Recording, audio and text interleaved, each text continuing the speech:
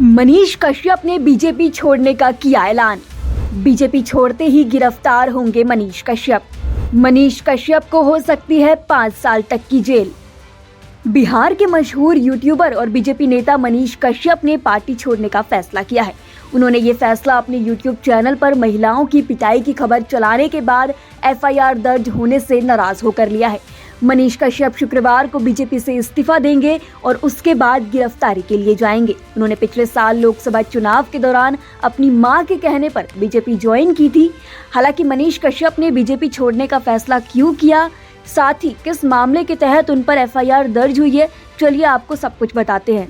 तो चैनल के सर्वेसर्वा हम हैं और गिरफ्तारी देने से पहले हम इस्तीफा देंगे, हम पार्टी से इस्तीफा देंगे। ये चीज है ताकि हमारे वजह से कोई ये ना कहे कि पार्टी में जिस पार्टी में है भाजपा का एक कार्यकर्ता जो है या जो भी है वो गिरफ्तार हुआ। हम कल इस्तीफा दे देंगे, इस्तीफा देके हम आएंगे। अब आप पूरा मामला जानिए। दरअसल मनीष कश्यप ने बताया कि उन्होंने अपने YouTube चैनल पर छपरा के दिगवारा थाने में महिलाओं की पिटाई की खबर दिखाई थी। इस खबर के बाद उनके चैनल के खिलाफ एफआईआर दर्ज हो गई है। इससे नाराज होकर मनीष ने बीजेपी छोड़ने का फैसला किया है। मनीष कश्यप ने कहा कि वह पहले पार्टी से इस्तीफा देंगे, उसके बाद उनकी गिरफ्तारी हो सकती है। मनीष कश्यप के चैनल पे, मेरे चैनल पे करने की क्या जरूरत थी? मेरे ऊपर कर देते ना। अब तो चैनल पे हुआ है तो चैनल का जो सर्वेसर्वा रहेगा उसको तो गिरफ्तारी देनी पड़ेगी ना। तो चैनल के सर्वेसर्वा हम हैं और गिरफ्तारी देने से पहले हम इस्तीफा देंगे, हम पार्टी से इस्तीफा देंगे। ये चीज है ताकि हमारे वजह से कोई ये ना कहे कि पार्टी में जिस पार्टी में है भाजपा का एक कार्यकर्ता जो है या जो भी है वो गिरफ्तार हुआ। हम कल इस्तीफा दे देंगे, इस्तीफा देके हम आएंगे। ये चीज है सारण पुलिस के पास, ताकि कोई ये ना कहे कि पॉलिटिकली सपोर्ट है मनीष कश्यप को। ये चीज है। आप लोग ऐसे ही एफआईआर करते रहिए। देखिए चुनाव है, आप लोग के एफआईआर का क्या असर होगा अब आप लोग सोचिएगा, देखिएगा। दरअसल छपरा के साइबर थाने में गलत और भ्रामक खबर फैलाने के आरोप में 11 यूट्यूबरों पर एफआईआर दर्ज हुई थी। इसमें मनीष कश्यप का भी चैनल शामिल है। इसी को लेकर सारण जिला प्रशासन ने एक विज्ञप्ति जारी की है। विज्ञप्ति में बताया गया है कि सारण साइबर थाने ने सोशल मीडिया पर निगरानी रखी हुई है। निगरानी के दौरान पाया गया कि कुछ लोग बिना लाइसेंस के सोशल मीडिया और फेसबुक पर पोस्ट डाल रहे हैं। ये लोग खबरों को गलत तरीके से पेश कर रहे हैं। वे भ्रामक और एक तरफा खबरें फैला रहे हैं, साथ ही फेक न्यूज और झूठी बातें भी फैला रहे हैं। प्रशासन के अनुसार इन मीडिया चैनल की झूठी खबरों से शांति भंग हो सकती है। इससे कानून व्यवस्था के लिए गंभीर चुनौती पैदा हो सकती है। समाज में अराजकता और अव्यवस्था फैल सकती है, सामाजिक शांति भंग हो सकती है। इसलिए 11 सोशल मीडिया और कुछ अज्ञात चैनलों पर एफआईआर दर्ज की गई है। ये केस 25 मार्च 2025 को दर्ज किया गया था।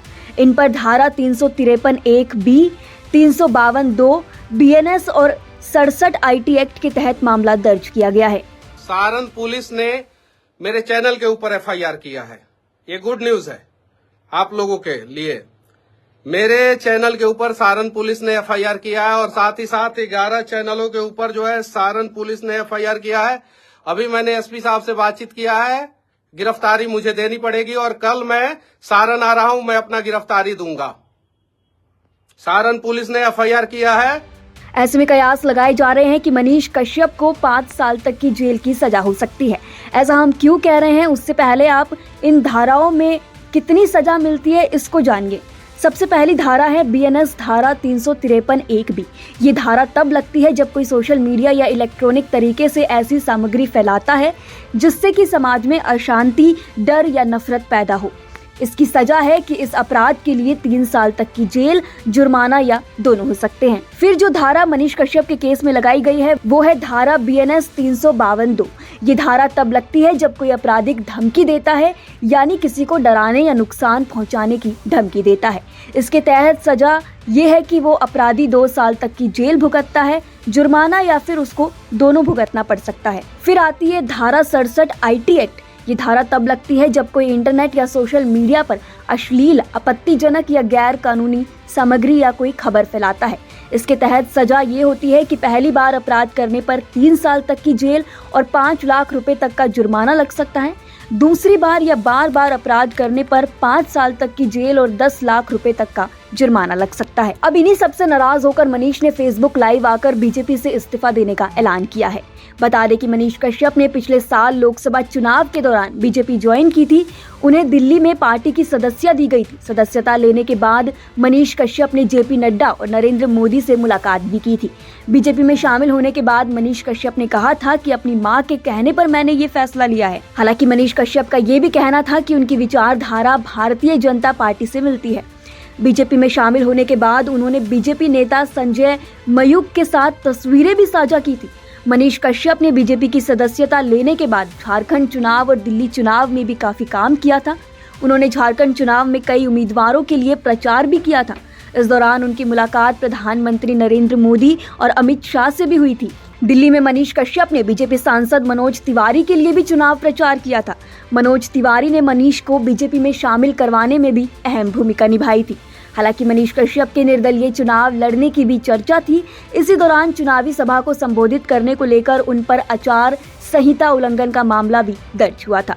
बताया जा रहा है कि मनीष कश्यप के साथ पूर्वी चंपारण के दरपा थाना क्षेत्र के नरकटिया गांव निकासी प्रकाश साह और 10 अज्ञात लोगों के खिलाफ मामला दर्ज किया गया था। आपको बता दें कि मनीष कश्यप पहले भी विवादों में रहे हैं। 18 मार्च 2023 को उन्होंने बेतिया में सरेंडर किया था। दरअसल तमिलनाडु में बिहार के मजदूरों के साथ मारपीट का फर्जी वीडियो शेयर करने को लेकर उनकी मुश्किलें बढ़ गई थी।